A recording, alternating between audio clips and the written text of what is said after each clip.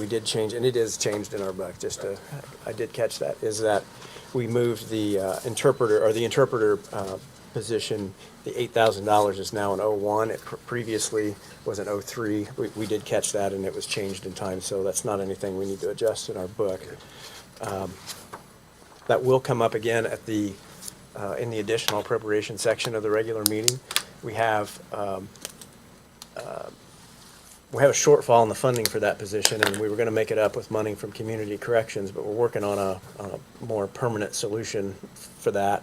And so you'll see we've got to do some juggling for 2023, and then we may come back and revisit this issue for 2024. We're working on seeing if we can come up with a way to do this without having to split it across 3 budgets.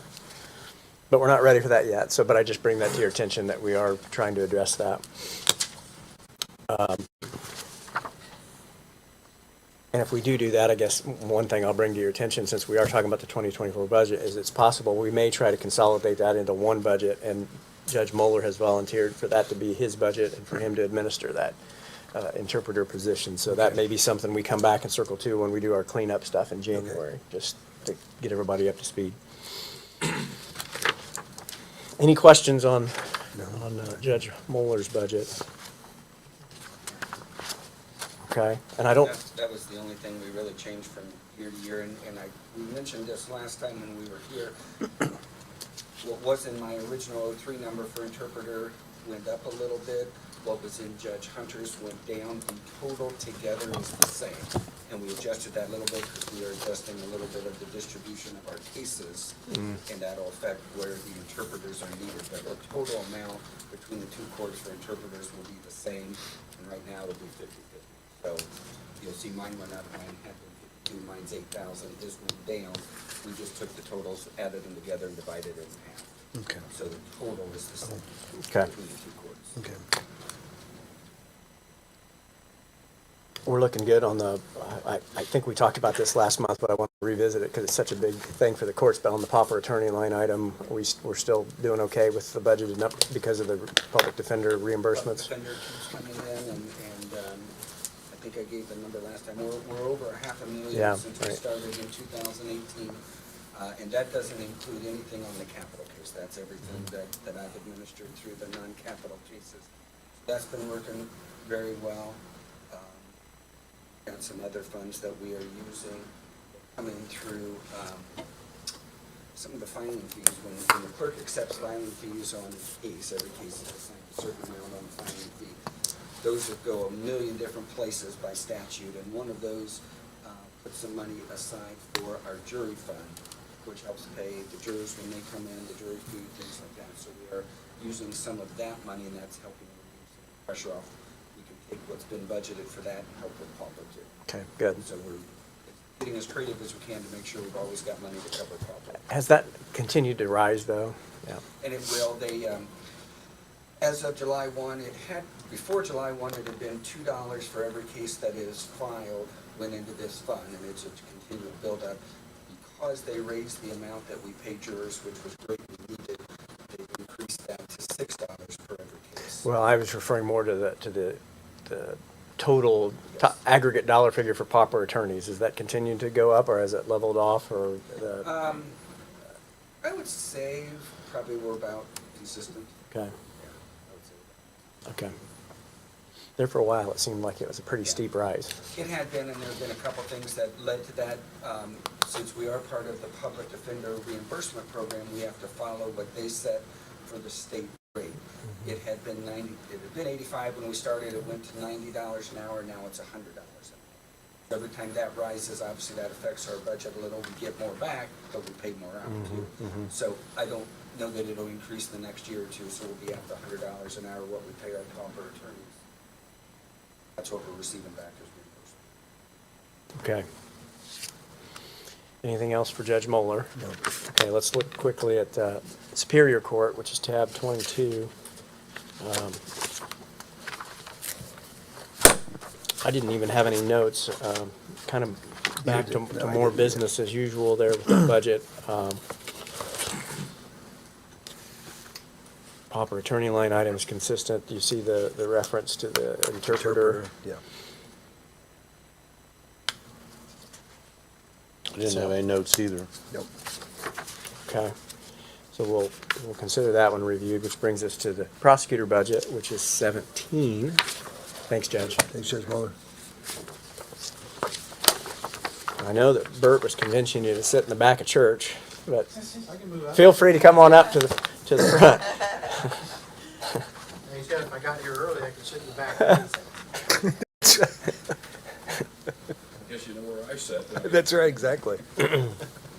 So this one was the first budget that we came to that had some proposed changes to it, including a new position and some raises that were beyond the 6% advice given by the council. So I think that was the only thing I had notes on. So that's really the two issues we need to discuss. And I'll open the floor to discussion. Why don't we talk about the new position first, the new paralegal? And Tony, maybe if you'd care to refresh our memory on the, I've got some notes, but it wouldn't hurt to hear it again if you'd give a little context for that ask. Yes, that was based upon staffing analysis that was done for the Indiana Prosecuting Attorney Council. Eliminated all prosecutors.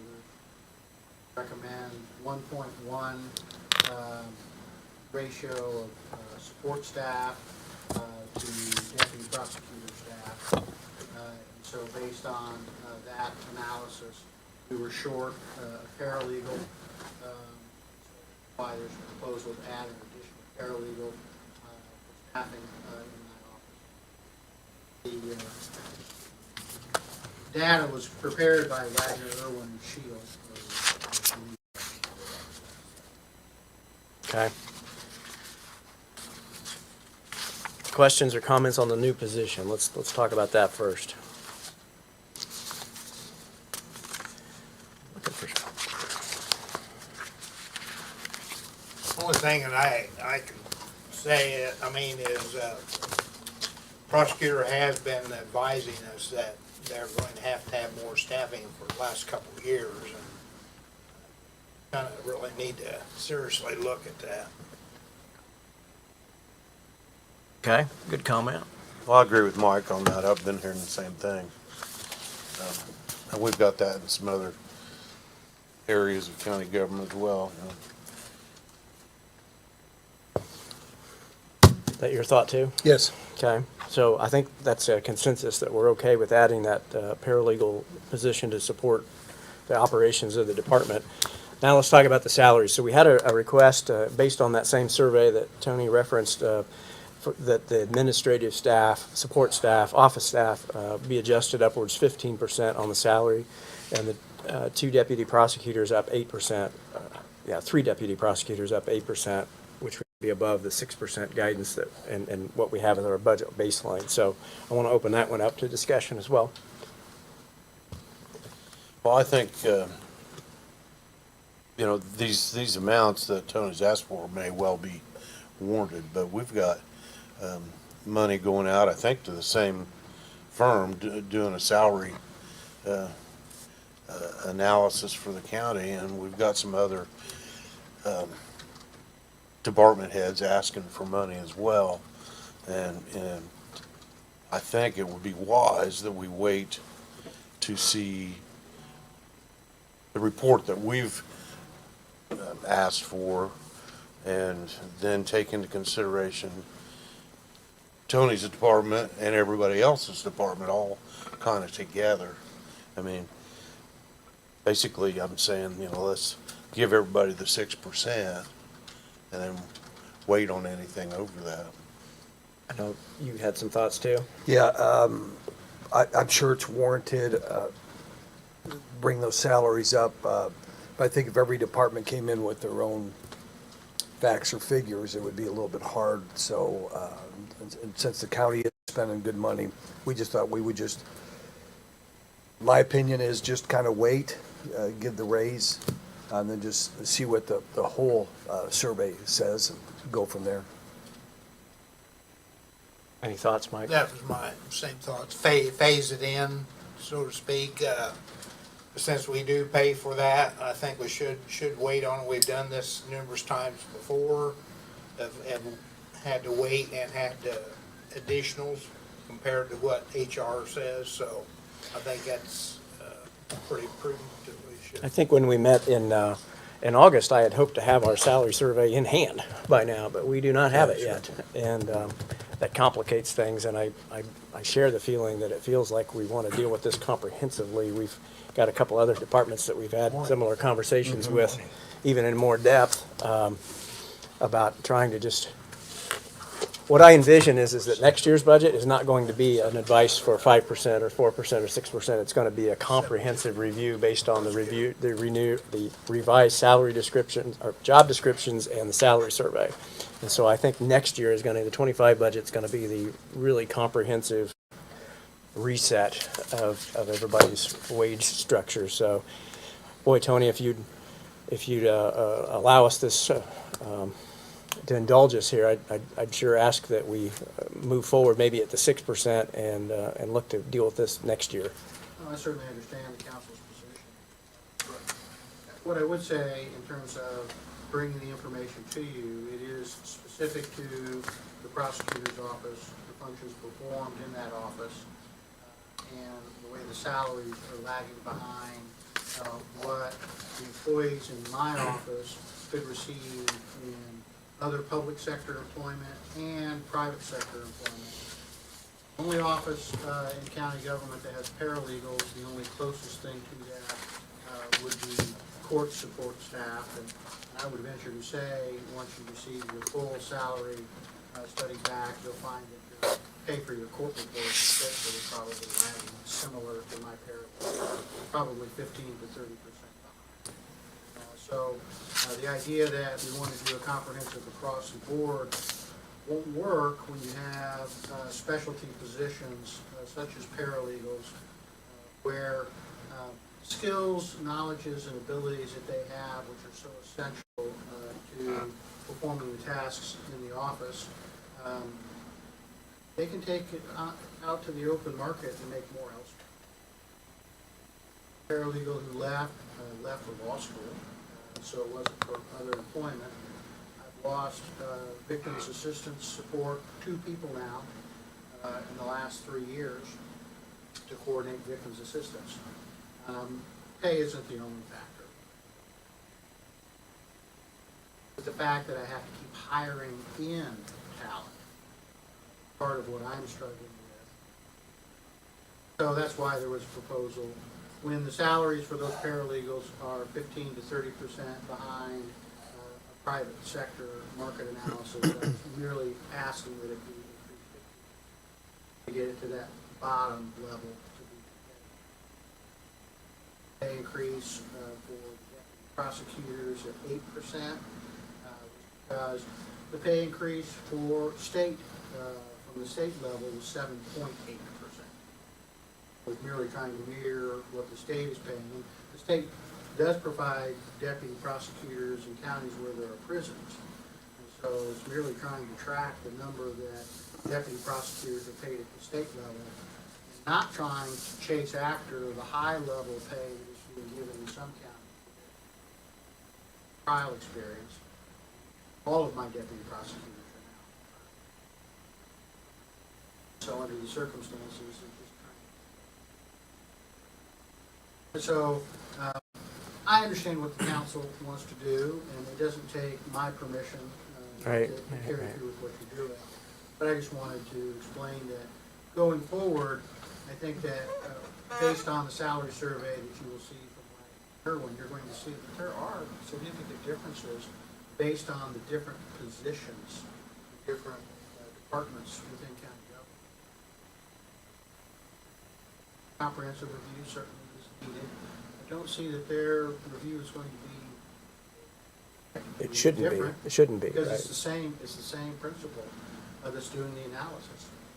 So My- you've my- you've already got my part of it. Correct. Yes. And I guess that maybe is the point, is that I didn't want, and your comparison to the court reporters in the courts is a perfect example of moving one side out ahead of the other, almost feeling discriminatory towards the one that doesn't get moved. And so, that just leads me back to just wanting to wait and deal with it all at once next year.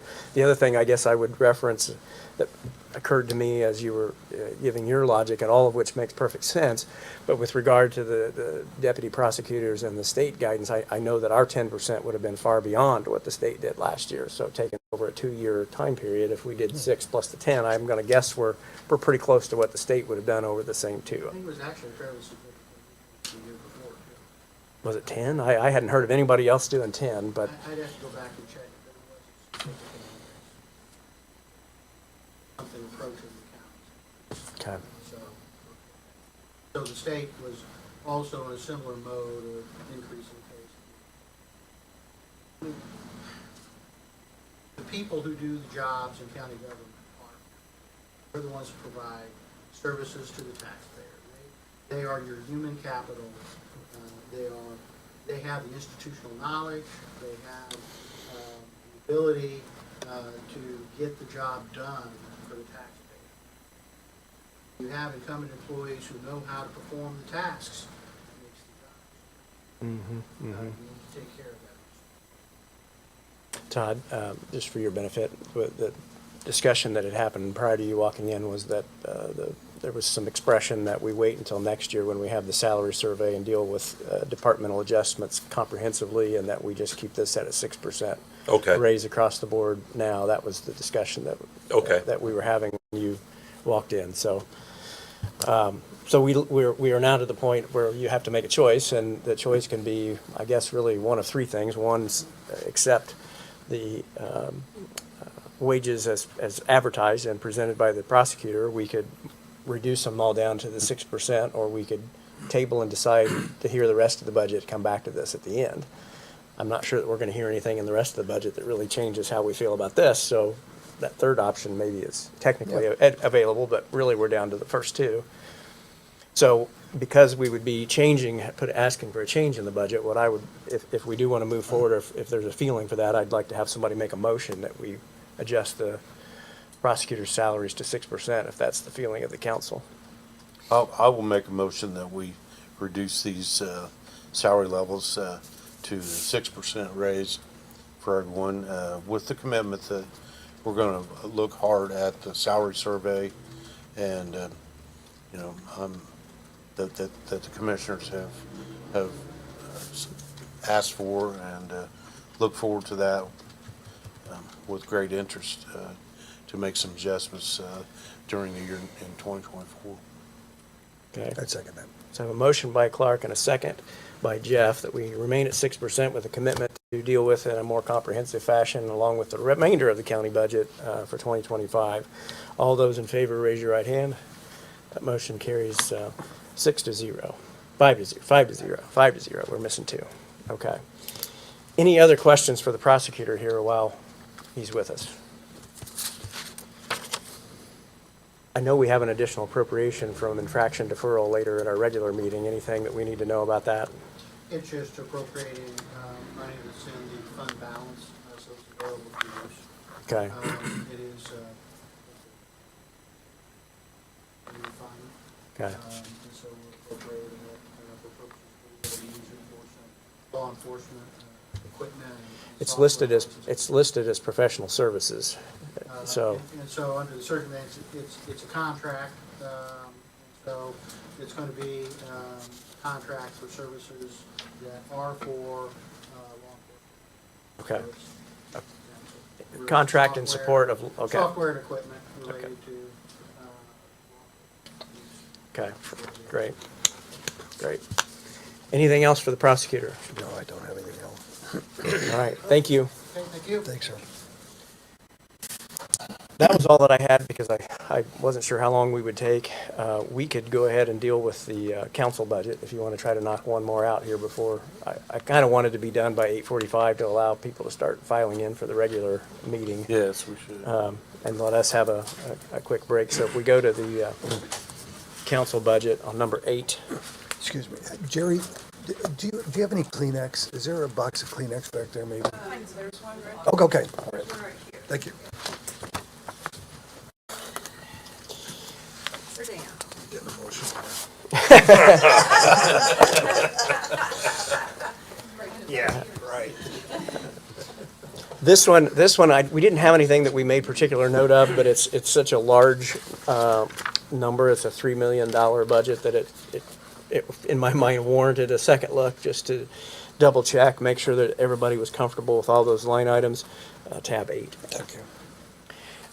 The only thing, and I'll ask this question to Britt, we talked briefly about it at your office the other day, but do you feel like, given the higher enrollment numbers on the insurance plan, we've added a few bodies, even though the rate per body has stayed the same, we've added a few, because we've added positions, we've added some additional jailers, we've added some road deputies, and some of those people have signed up, so we're running a few people, about 5 people higher than we have been historically.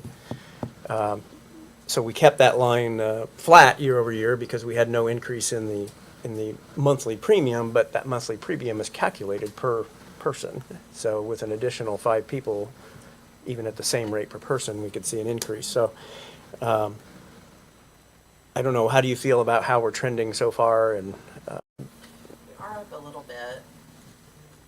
But you think 5 people, if they take the family plan, the whole package is 15,000. would you rather just wait and see whether it actually, I mean, we have people coming and going all the time. That number's always changing. Do you feel like we just go ahead and wait and see how it plays out, knowing we may have to additional appropriate money next year? I think as long as the council keeps that in mind, that if I come back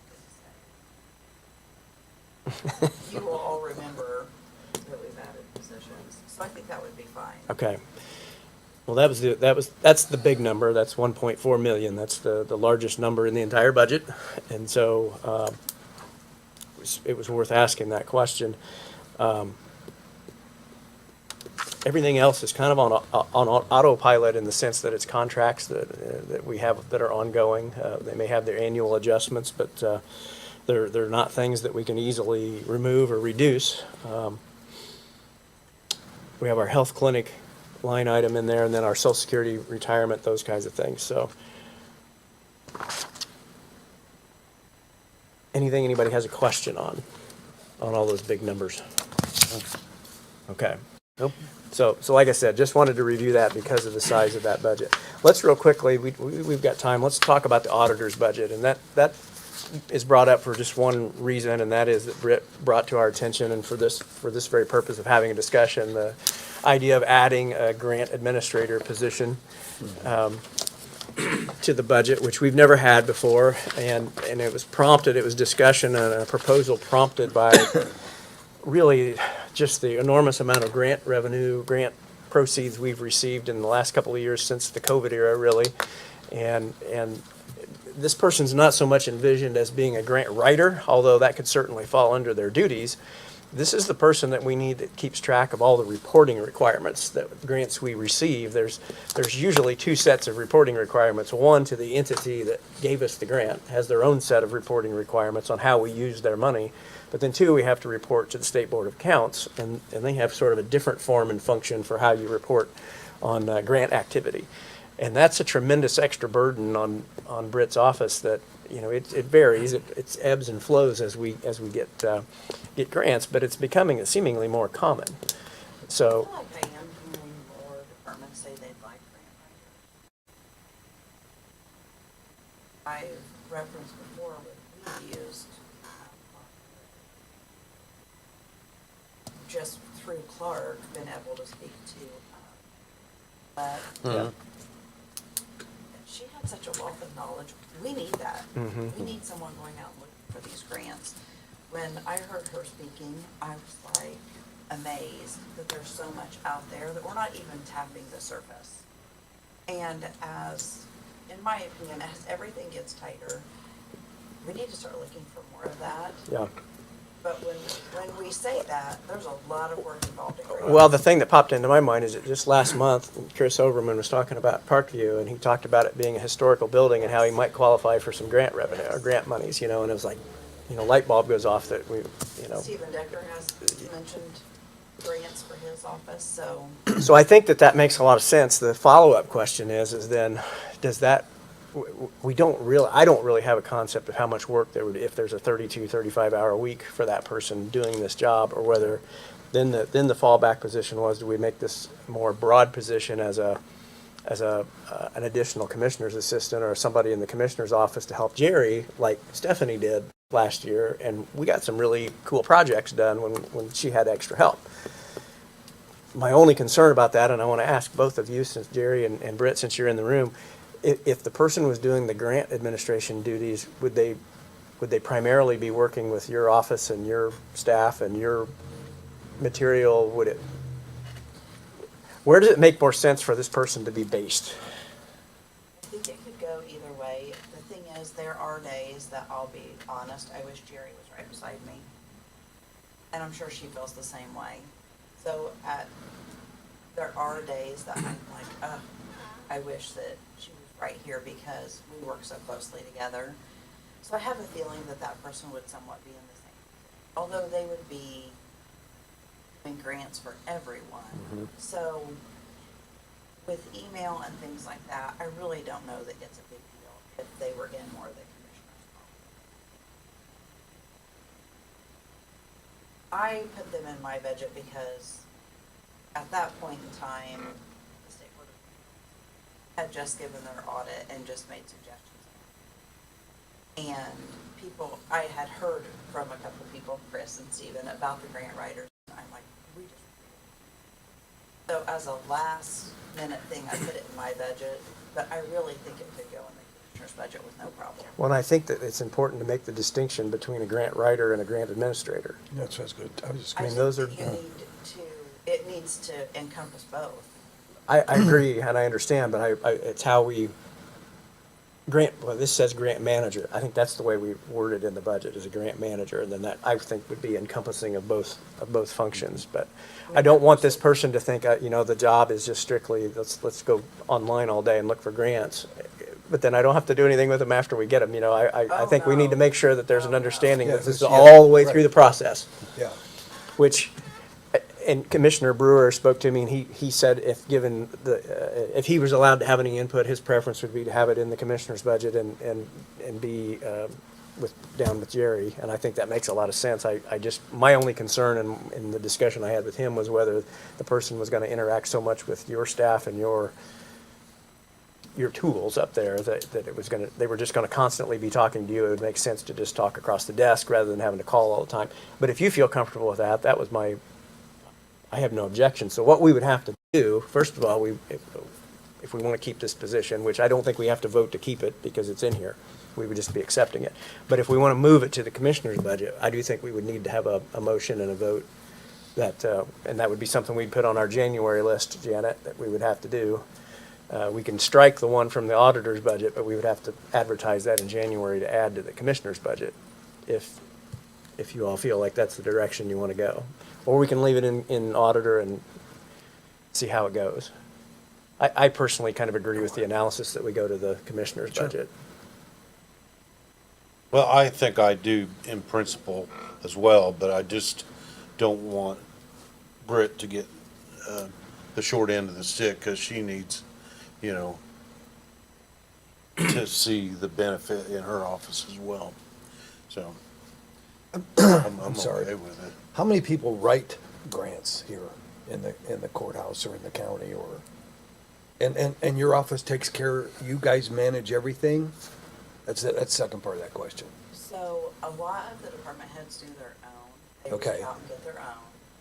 And then the paperwork gets put on Janet's desk. So I'm gonna let Janet speak to some of this because the reporting of it and keeping track of it is awful. And that falls on our department. It doesn't fall Okay. on the department head. So, A lot of times I don't know about the grants till after the fact, because we have department heads. Sometimes, I'm sending emails out trying to figure out where money is supposed to go because somebody's received a grant about it and I don't have the paperwork. Especially the federal grants is where those sticking points come. Because that's when we do the reporting and have all of that federal information in order, but, I feel fairly confident saying there's probably things that I should be doing. And, that's not my sole focus in my job, so, Does the DLGF say it's gotta be the Well- auditor's office, or, I mean? The is- auditor's office has to report, yes. Well, then I would think that that's where they need to be. But that's just reporting. That's not really. that's a once-a-year thing on the CFO. Yeah, but if it's coming down to the responsibility is your office. This is great discussion, because then on the flip side, I would say some of these things are going to be policy issues that we're going to have to establish that are going to require commissioner action. So for instance, some of those federal things are highway, just road monies where we get, or even community crossings, things that are just sort of annual things.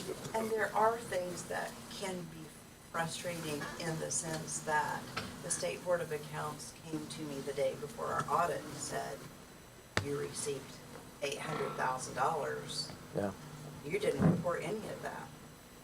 And I was like, wait. And we looked and we looked and we couldn't find that specific number because it was like 887, ... And come to find out, it was state. The grant happened in Clinton County, but it was for a different county, but it happened here. So it was kind of one of those broad spectrum things that we didn't even know about, but yet they were like, well, you didn't do it. That had me just pause. Someone needs to know about everything that this county is applying for. And right now, we don't. It's just, Mike does his thing and Todd does his thing and Clark does it. And someone needs to know the whole ball of wax and be able to tell us where all this money is going instead of us trying to, we try our best. Someone needs to solely focus on it. Jeff's point is a good one, though. If ultimately that all funnels down to your reporting, and if the State Board of Accounts is auditing you, and you're responsible for the work product of that person, I know there are other counties that have these plans. I think us being able to touch base, so to speak, follow up with them would be a wealth of knowledge to figure out how they utilize them and, in what ways. Who do they report to? I would envision department heads coming to this person and saying, okay, I want to apply for this grant, how can, what do we need to do? Where it being this person and the department heads work together instead of an after the fact thing where we find out about the grants after they've been. well, what about this? I don't sense any objection to the position. No. None None whatsoever. I'm And very regardless, supportive. it's in county general, whether it's Yeah, my yeah. budget or. So that's what I'm thinking. Why don't we leave it here, and then we have some sort of we need to come up with a job description. And, there's a absolutely. lot of work that would need to be done. Perhaps we put together a little small working group of commissioners, Electoral council, Irwin and would be a good Yeah, I was resource. gonna say they- and let's think it through and have a well thought out plan. And then if we need to adjust it to the commissioner's budget, we'll do it. I don't think anybody's against it, but let's only do it if it makes sense. And so, I think I'm like you said like 10 minutes ago, is there enough work to keep this person busy? And I'm kind of thinking, if every department head's gonna be shut, there's gonna be so many emails and wants, and there's just gonna be so many things. This person is just gonna be, I would think, going crazy with all the requests. Tap into a lot of money. Yeah, I Because yeah. someone that knows what they're doing. Bert, what are your thoughts? You're the only commissioner in the room. Well, I believe it should come into the commissioner's budget right off. Talking about two different functions. Majority of what this grant writer is going to do is write grants. She's not going to be knowledgeable in after the fact. That's the auditor's position to do. Obviously, we're going to need to coordinate with each other what's going on, but, But the finance is the big part of it. yeah, I don't disagree, but I think that it would be easier for the commissioners to deal with either the highway department or Darrell, for example, who's writing grants and so forth, that person to deal with those places, number one. Number two, regretfully, I think sadly to say, our auditor has gotten swamped with extra duties that we do, and they're short-staffed even as it is. Taking care of all of our employee discussions and disputes or whatever. But that's even an auditor's position. Putting a lot on her, whereas I'm hoping a grant writer writes down and gets a grant, gets the money. Now they need to coordinate and say, hey, look, I've received $2 million for X bridge, whatever, and then coordinate that with them. But I think there's gonna be a lot of communication. Well, this person still needs to do all that reporting and recording as well, not just. Well, what I'm hearing, I guess the answer is that none of us know the answer.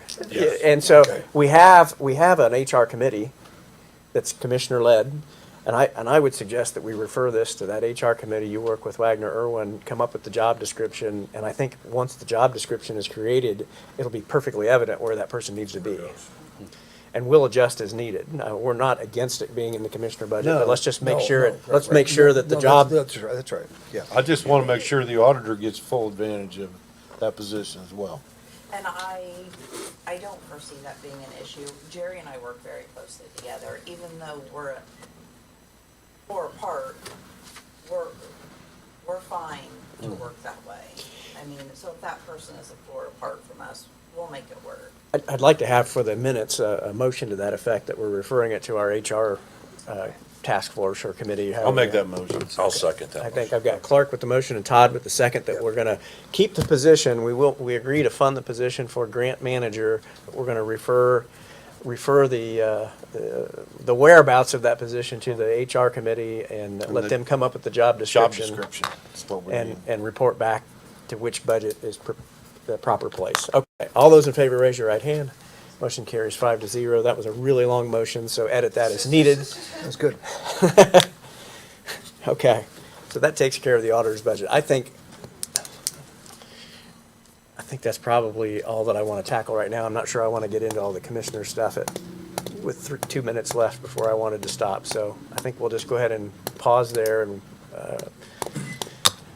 begin again after the regular council meeting.